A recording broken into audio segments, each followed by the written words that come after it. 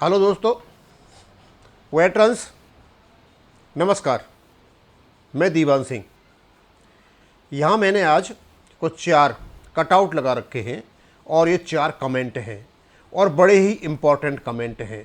पहले तो मैं जो ऑनलाइन ऐप्स आ रहे हैं उनके बारे में बताऊँगा, फिर मैं बैंकों के बारे में बताऊँगा और लास्ट में ये कोई प्रमोद कुमार जी ने ये कोई कमेंट किया है, मैं इसके बारे में बताऊँगा और वो क्या कहना चाहते हैं इसका मैं पूर्ण विश्लेषण दूंगा।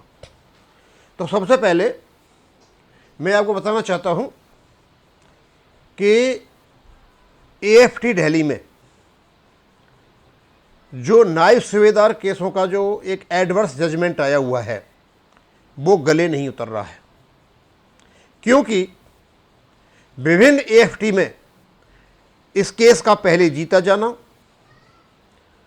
जो पिटिशनर्स लड़ाई लड़े उनका उसको भुगतान होना, रक्षा मंत्री की जो कमेटी थी उसके द्वारा इसको मान्यता देना,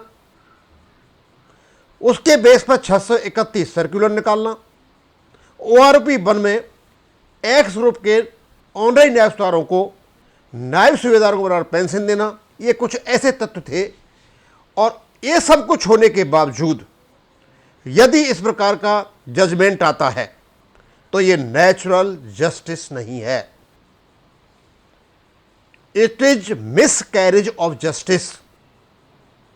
हमने निर्णय किया है जैसे ही ये केस आएगा इसको हम टेकअप करेंगे, उसको पढ़ने के बाद भारत सरकार के पास करेंगे, एमओडी करेंगे और even we will write to CJI.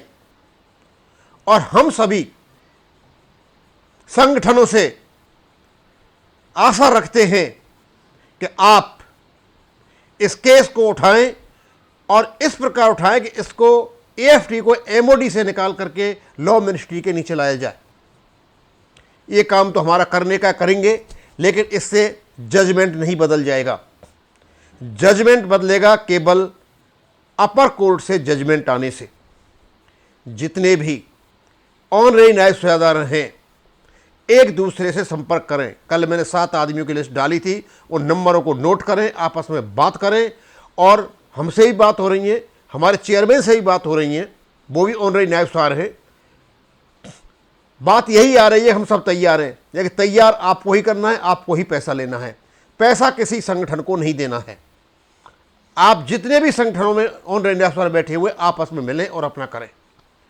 हमने संगठन को आगे रख के X62 का केस लड़ने की कोशिश की थी। हमने वीडियो बनाए, कलेक्शन हुआ और 2 लोगों ने, जब तक सब कुछ ठीक ठाक चल रहा था, आपने देखा कि पैसा बनाने का माध्यम है, तो सारी बात छुपाना शुरू कर दिया। उसको बाद में बताऊंगा प्रमोद जी के साथ में। उसके बाद सर सुप्रीम कोर्ट जाने पर हम भी अमाउंट डोनेट करेंगे। हमें ना आपका अमाउंट नहीं चाहिए, आप आपस में बात कीजिए, क्योंकि आपका केस हारा हुआ है, वही कोर्ट में जाएगा। उसके लिए सुप्रीम कोर्ट के लिए पैसे की जरूरत पड़ेगी वकील करने के लिए। ये क्या है, ये मेनन साहब कह रहे हैं, Menon BC, request to all ex by ex online न्याय सूबेदार veterans, although I don't come under this category, your case is very genuine and strong, please share the cost, fight it out. इन पर बहुत बड़ी बात कह दी है मैंने बीसी साहब ने। हालांकि बोले मैं एक्स और बाई ऑनलाइन न्याय सूबेदार नहीं हूं, लेकिन फिर भी आपका केस बहुत स्ट्रांग है, आप लड़िए इसको।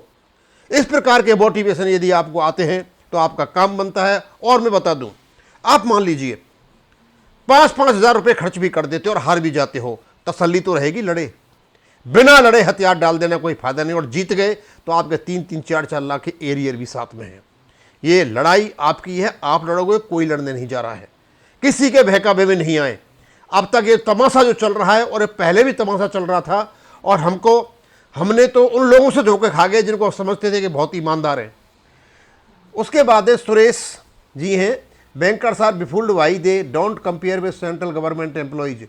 देखो ये बात तो सुरेश जी बहुत चली हुई है, बिल्कुल सही बात है कि पेंशन अपडेशन नहीं होता बैंकों में। और क्योंकि बैंकों में हमारे एक्सर्विसमैन भी हैं और जो बिना एक्सर्विसमैन वो भी हैं, तो ये दुख तो है ही कि बैंकों में पेंशन अपडेशन नहीं होता है। अब अपडेशन नहीं होता है, इस बार इन्होंने एक्स ग्रेशिया की शुरुआत की है। अब देखो जितना ही मिल गया, फिर ये क्या ईयरली इसमें कुछ बदलाव भी करेंगे। हाँ, वैसे पेंशन अपडेशन के लिए केस सुप्रीम उसमें कई कोर्टों में चला हुआ है। हम आशा करते हैं हो सकता है वहाँ से जीत करके आ जाए। इतना जरूर है कि कुछ न कुछ तो इन लोगों में हुआ है अंदर, इसलिए एक्स ग्रेशिया दिया, अदरवाइज ये नहीं देते। अब ये सारी बातें हैं, हम तो बता सकते हैं, बस आपने हमारा जो काम है करने का हम वो करेंगे। आगे हैं प्रमोद कुमार जी, बहुत कमेंट करते थे मेरे वीडियोज पर, और जब मैंने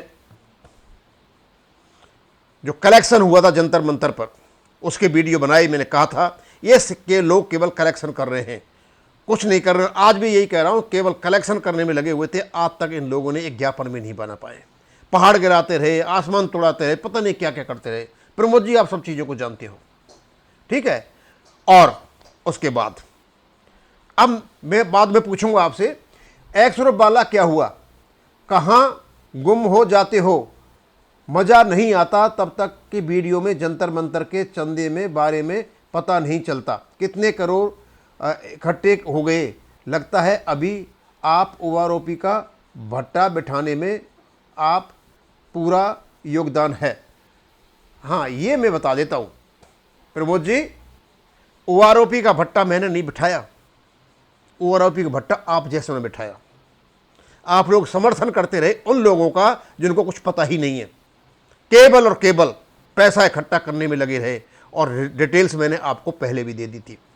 हम किसी से धोखा खा जाए इस बारे में कि भाई ये आदमी अच्छा है, जानकार है, उसके साथ हो जाए, तो गलती हमारी नहीं है, वो गलती उस व्यक्ति की है कि पैसा देख करके नजर फिर जाए। सब कुछ ठीक चल रहा था, everything was going on well for x group के लिए, लेकिन जैसे ही EFT से ये हुआ कि आप एक व्यक्ति को आगे करके पीछे सारे का लिस्ट लगा दीजिए और इस केस को लड़िए, तो इनने सोचा, और खास करके वीर बहादुर सिंह ने ये सोचा कि ये अच्छा मौका है पैसा कमाने का, और केस को डाल दिया साइड में।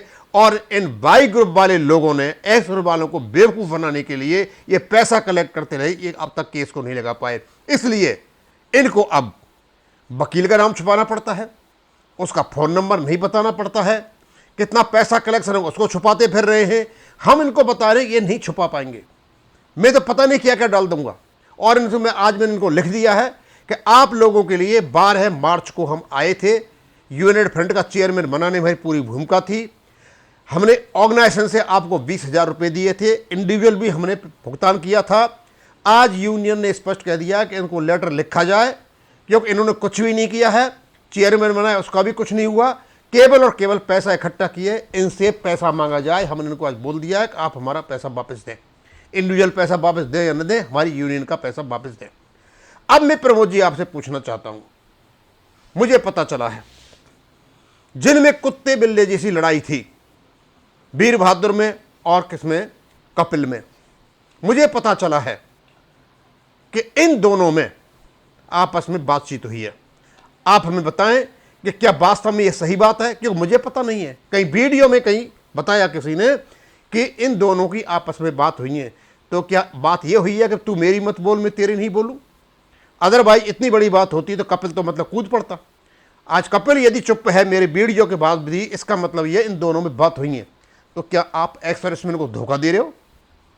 क्या एक्स सर्विसमैन को आप बेवकूफ़ बना रहे हो कि कैसे भी करके अपना पेट भरो? कपिल इस चीज़ को स्पष्ट रूप से बताए, क्या उसकी वीर बहादुर से कोई बात हुई है क्या? क्योंकि ये 20 लाख से ऊपर जो पैसा कमा करके बैठ गए और उसको जो ये मारने की फिराक में, इसकी सारी जानकारी मैंने इनके जो पदाधिकारी हैं उनको दे दी है। शायद उनको पता नहीं है कितना पैसा इकट्ठा कर रहे हैं और कैसे कर गए, और जो जितना पैसा इकट्ठा किया है उसका हिसाब, और कौन वकील हमारा केस लड़ रहा है वो हमें बताएं। ये बहुत ज़रूरी है, अदरवाइज इनके लिए इनको खामियाजा भुगतना पड़ेगा। अब मैं यहाँ से आगे तो कुछ नहीं बताऊँगा, प्रमोद जी काफ़ी बता दिया। मैंने कोई भट्टा नहीं बैठाया, और मैंने जो ज्ञापन बनाया वो भारत सरकार ने एक्सेप्ट भी किया। उसमें पॉइंट थे तो वो लोग तो आज तक वो भी नहीं बना पाए, और अभी तक वही हो रहा है। और अब जो नंगा नाच आप लोग जो कर रहे हो ना, वो तो मुझे नहीं लगता कोई सरकार ऐसे सुनती होगी। फिर भी हम लगे हुए हैं, अपना काम हम कर रहे हैं और करते रहेंगे। और जो सच्चाई है उसको कोई छुपा नहीं सकता। अब मैं इसको यहीं ख़त्म करूँगा। थैंक यू, धन्यवाद।